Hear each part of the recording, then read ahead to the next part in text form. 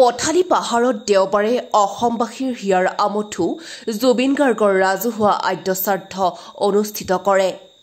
পুৱা নাম প্ৰসংগ ভূমিপূজন গায়ন বায়নৰ পাছতে জাতি ধৰ্ম বৰ্ণ ভাষা নিৰ্বিশেষে জুবিন গাৰ্গক শ্ৰদ্ধাঞ্জলি জনাই গোৰ্খা ৰাইজে গীত পৰিৱেশন কৰে।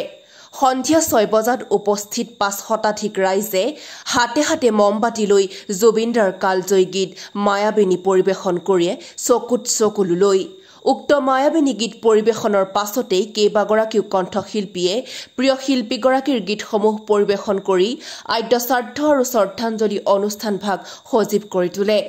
উল্লেখযোগ্য যে নৱাগত কণ্ঠশিল্পীসকলে পৰিৱেশন কৰা জুবিনদাৰ গীতসমূহে উপস্থিত সকলোকে কন্দুৱাই দিলে। আকৌ এবাৰ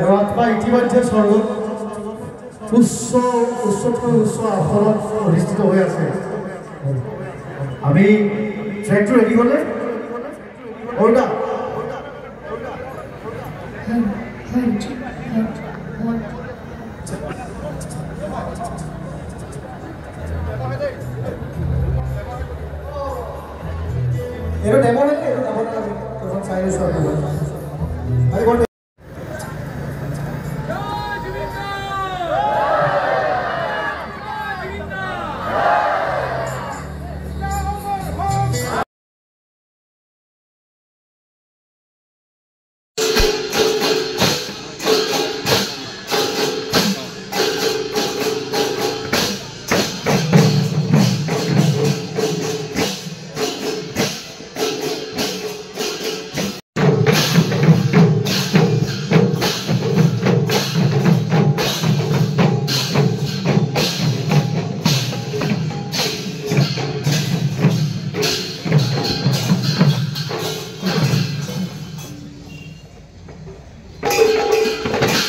আমি যোৱা এটা মাহ ধৰি আমি অত্যন্ত দুখত আছোঁ। আমাৰ অতি মৰমৰ প্ৰাণৰ শিল্পী জুবিন গাৰ্গ ডাঙৰীয়া আমাৰ মাজৰ পৰা হেৰাইছে, সকলোৱে জানে।